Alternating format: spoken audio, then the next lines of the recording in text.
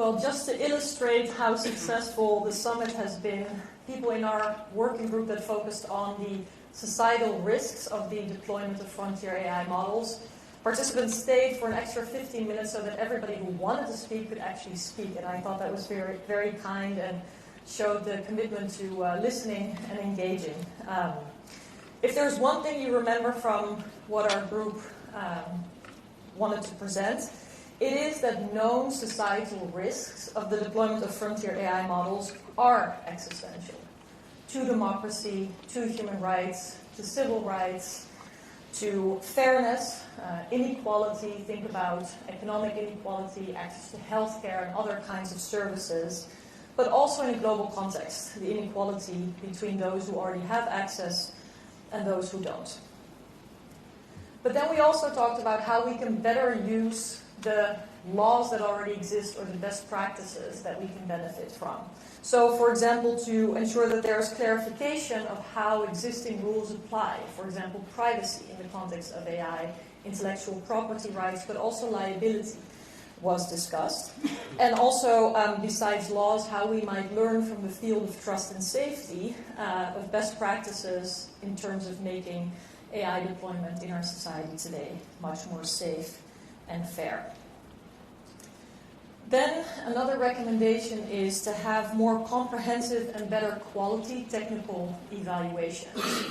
The notion of evaluation is easily shared, but what do we really mean? Can we include more concrete and societal metrics and be contextual to the applications in the real world to make sure that the evaluations are continuous as the life cycles of these AI products evolve? That includes investing in basic research to understand better how systems work, but also to inquire how government's own uses of systems work so that the government can be a better leader in the use of artificial intelligence. And we discussed how public procurement is an opportunity for governments to set guidelines by doing, and we also saw that coming back in the executive order, for example. Now, the two last points, also important. Talked a lot about risk, but not to miss out on the opportunities that AI can offer to solve major problems, to actually strengthen democracy. So we talked about risk to democracy, but also opportunities for AI to strengthen it, digest large volumes of information, for example, to overcome the climate crisis, and to address societal bias, not to contribute to it. And lastly, there were a lot of participants who wanted to emphasize how important it is to include citizens. Young people were mentioned, but really to recommend governments that when they put together an AI advisory body, for example, that maybe they also include a random sample of citizens. Not just experts, not just multidisciplinary experts, but people who will be living through the consequences of policies made. And so in recognition of how important the multi-stakeholder engagement and perspectives really are in governing AI, to prevent the risks, reap the benefits as we go forward.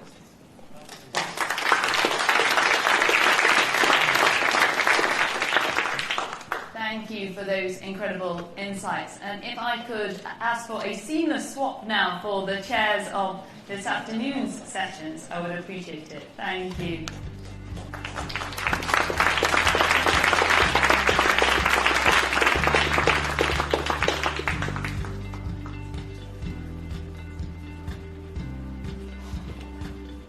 Thank you, and we'll do the same again. I'll begin with Rebecca.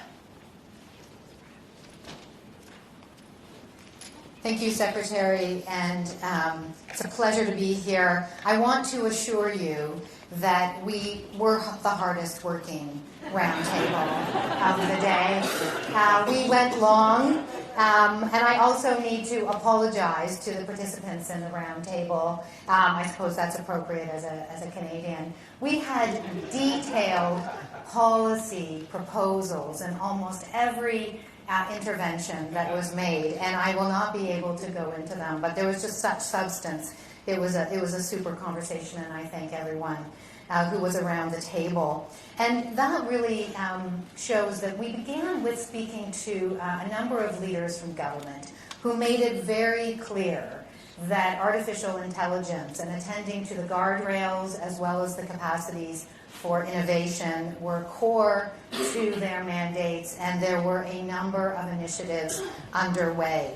I also thought it was very thoughtful that the leaders were clear about their need to build their own capacity within government, acknowledging that government can move more slowly sometimes than technology and innovation, but really thinking about how to build capacity. And this summit came up as a great example of ways in which leaders can come together, learn from each other. We talked about developing shared resources, shared ways to share what's working, what's not working, using different international conversations such as standards and the focus on interoperability, thinking about ways in which science can be done more openly, where research can be supported to really build capacity within government. That would be my first takeaway from the conversation. The second was really a clear consensus that regulation and innovation go hand in hand, that these are not two ends of the spectrum and binary choices, but rather in this moment, we need both. And that regulation can in fact drive innovation and vice versa. And we heard a number of different regulatory proposals, from product safety laws to liability approaches, through to things like sandboxing and building capacity moving forward.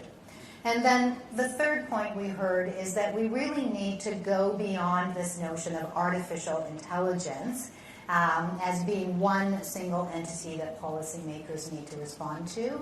But in this moment, as we move from foundation through to frontier models, we need to go the next level down and dig deeper into capabilities, domains, approaches for release, and really understand what both the potential and the risks and the harms are across the life cycle of these different models and different approaches. And there were a number of proposals here. One of them was very specific around the way in which the safety institutes could be used to do some very specific work to inform regulation and action moving forward. And then finally, the last point, and I'm not just saying this because I believe in multi-stakeholderism, but there was a lot of belief in the importance of creating multi-stakeholder communities of action, and particularly because of the trust that governments have with regard to their citizens, and attending to education and skills development and literacy and closing that digital divide so that citizens can feel both protected and also enabled and inspired to innovate and to harness this potential for all. Thank you very much.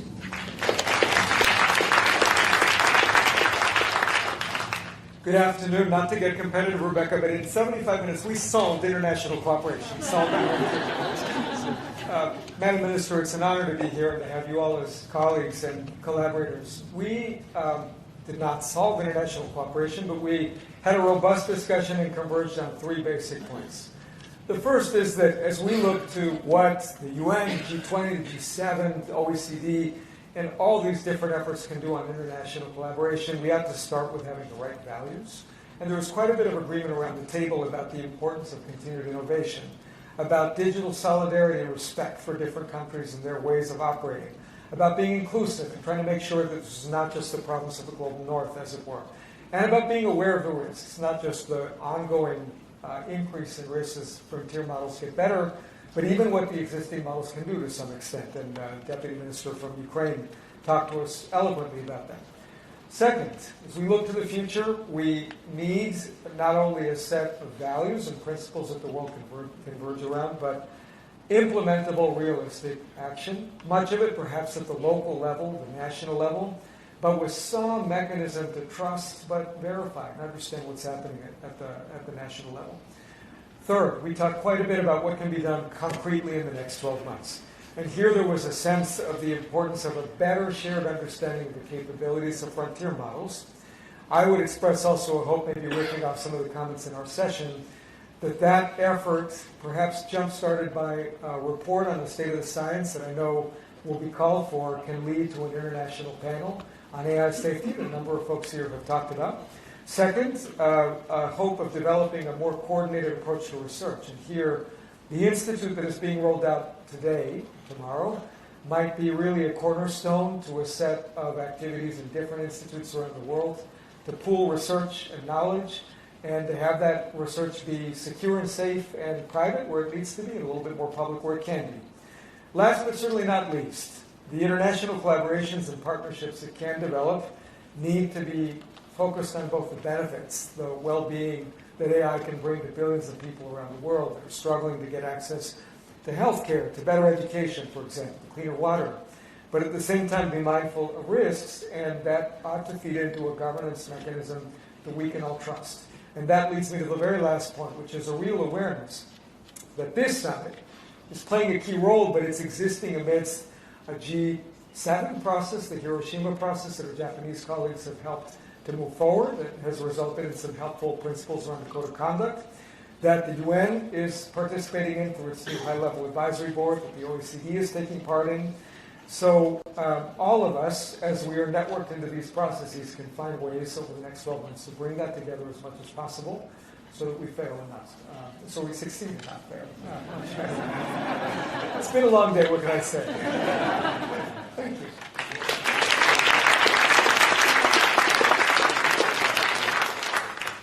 Well, those of you who are in my team, you know, don't you? That was our question. What should the scientific community do? And we decided actually the current models are really not the answer. So we had 4 discussions. The first one was that. We do really need a better set of models that are engineered with new architectures, engineered to be safe by design.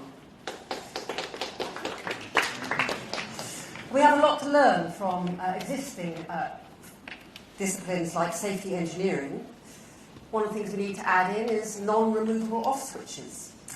We need to discuss open and closed release, but not too heatedly. And in those discussions, we have to admit that size really does matter.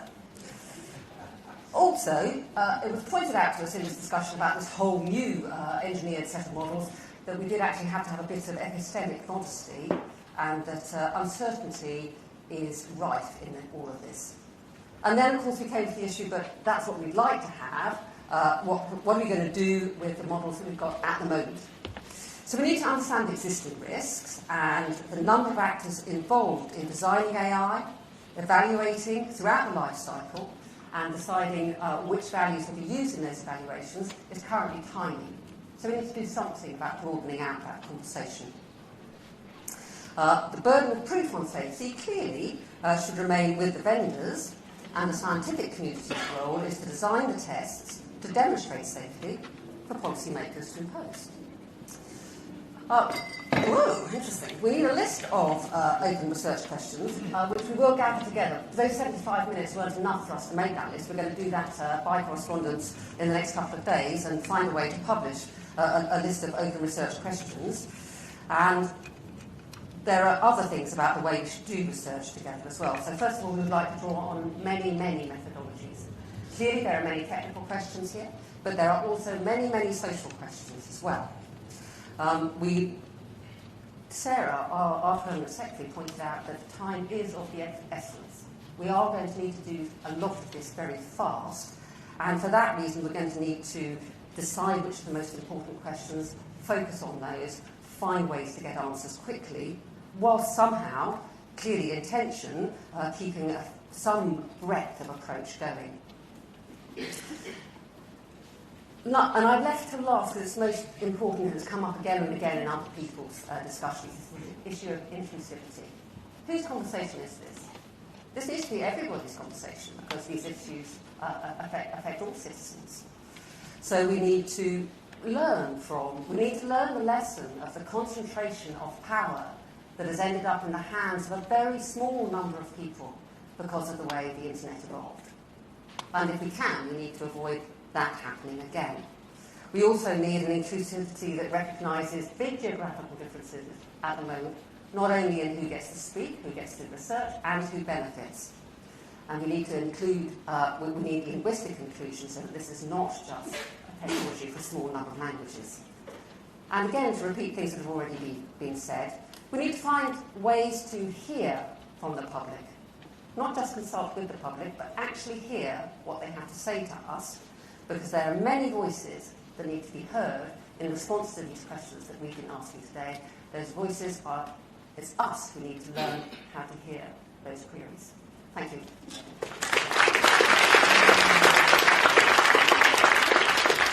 Thank you very much to our afternoon panel chairs, who were quite competitive, I must say. Obviously, none of them were in our session, which was naturally the best. But in the session that I chaired, which was about responsible capability scaling, there was a recognition of the role it plays, but also that that is just the baseline. And it doesn't, of course, replace the need for government to set standards. And there was a debate about how much we should aim to scale. And a key point was also made in regards to the importance of secure by design in relation to cyber security. And lastly, there was a consensus on the need for trusted external organisations to run the benchmarks that determine risk. And many of the contributors referenced the UK and the US announcements of institutes.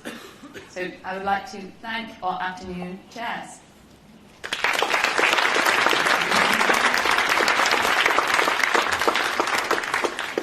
Now, I was told that there were some really insightful, interesting comments that were made across the sessions today, and we tried to take just a few of them to give people another insight into what went on. Now, these people that have been selected have 2 minutes. I'm also told we might actually cut the mic if people get a bit carried away, so we're going to be a bit disciplined here, otherwise we'll be here till 10 o'clock. So if I just call out the names, and there is a roving mic. First of all, we have Francine.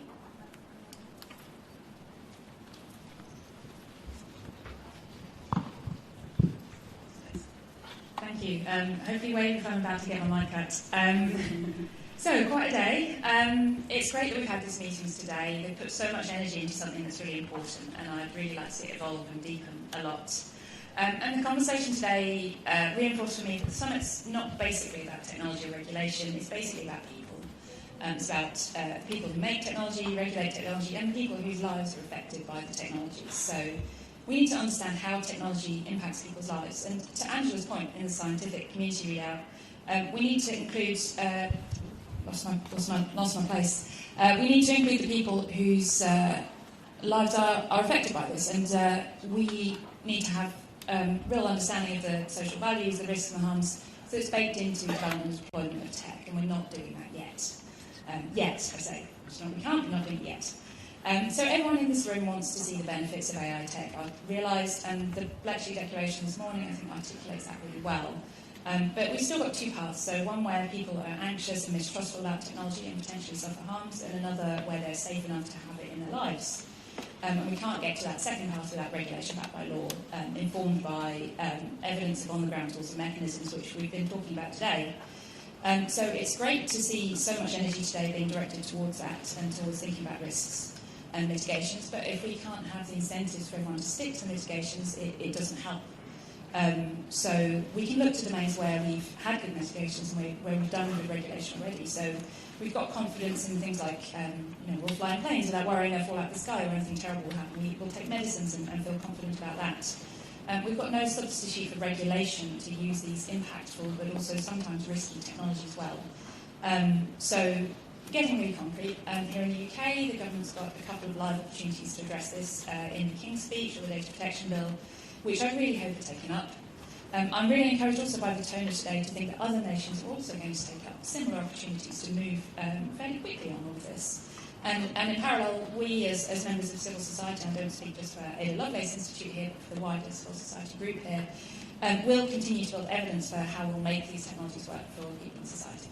Thank you. Thank you. Can I call upon Deb next, please? Hi, hello. I'm I'm Deb Raji. I'm a fellow at Mozilla. I'm also a researcher at UC Berkeley. I think my takeaway from the day is that every country has their own AI strategy. Every corporation has their high-level AI principles. And some of these have been floating around for years. And it's time, it seems like now is the right time to translate some of that high-level thinking and the consolidation around high-level principles into practical, detailed, concrete plans, translate it into an articulation of what best practices look like, what actual technical standards look like, articulate our expectations for these technologies, especially across high-stakes domains, and get to the point where we can actually make some practical progress on holding various companies and other stakeholders accountable for the ways in which they develop, design, and deploy AI systems.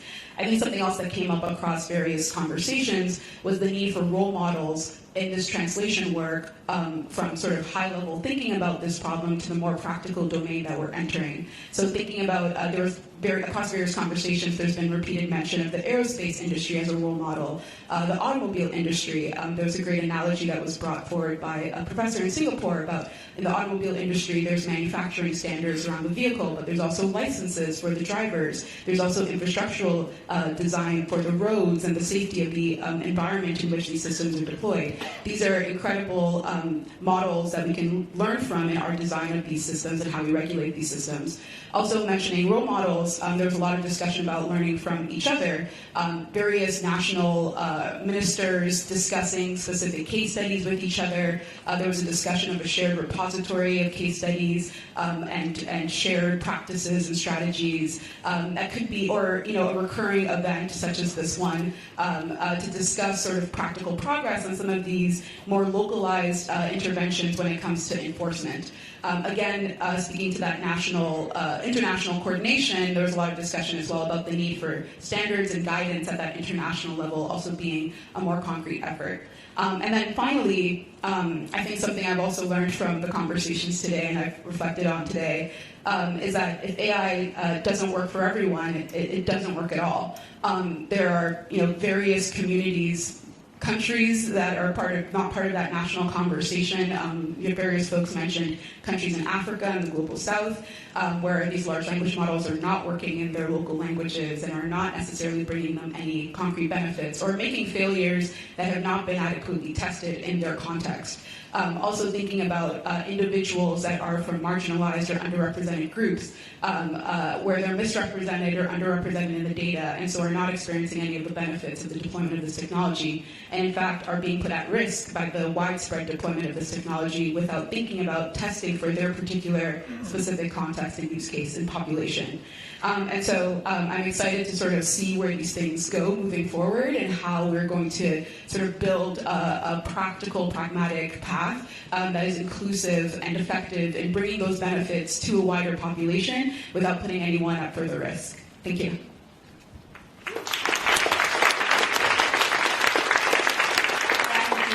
Thank you. And next up we have Brian. Hi everyone, this is Brian from Concordia AI. We are an AI safety organization based in Beijing. What an incredible day we have had here at the Bletchley Park, so I would just like to commend the UK for making this happen, and I would like to share 3 key messages. One is the world clearly has a shared interest in ensuring global AI safety. The risk from frontier AI that we discussed in the morning, from catastrophic misuse to unexpected dangerous capabilities to the potential loss of human control, they do not respect national borders, and we have a collective responsibility to protect the present as well as future generations to come. The second, we have much to gain when we work together as a global community. When we encourage international collaboration between researchers around the world, we will have better AI safety solutions. As countries all develop governance frameworks for AI, we have this golden window of opportunity to exchange lessons and learn from each other. And this is also the right timing to really work towards international institutions to govern the risk as well as the benefits from further advances in AI. Third, we must continue to include and empower the voices from the global south. As AI capabilities proliferate for time, the success of global AI governance regime would ultimately depend on the buy-in from as many countries in the world as possible. And as advanced AI systems could impact all of humanity, giving everyone a voice on how this should go is also morally the right thing to do. So in closing, let us carry forward the spirit of openness and cooperation from our time together at the Bletchley Park. This is only the beginning, and let's get to work. Thank you, everyone. Thank you. Martin?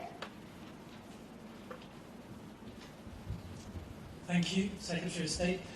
As you said, this is the start of a global conversation about the risks of AI, which is timely and urgent, and I look forward to further conversations now we've learned in South Korea and in France next year. We have a window of opportunity that's open for AI safety and governance, but that window will close. So for me, the key question for all of us is, what will we regret not having done 10 years from now?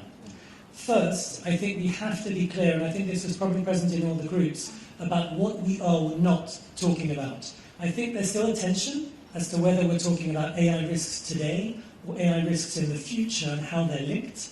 And I don't think we'll solve it in this room, but we will solve it by building the community of actors working on these issues and encouraging them to work together. Second, I think we need to be clear that AI is about values. It's political and it reflects the values, the mindset, the ways of looking at the world of its creators and of the data sets it is built upon. Abiba Bihani did a fantastic presentation on this at the AI Society Forum yesterday, which I encourage everyone to see. We need to bend AI to our vision, to our values. Third, let's use this global conversation to see where we have different perspectives and work through them together. For example, open source. Is it friend or foe? Friends for risk today, foe for risk tomorrow? Hard law or voluntary commitments? I think we need to be quite wary of blunt dichotomies here and again work through them together.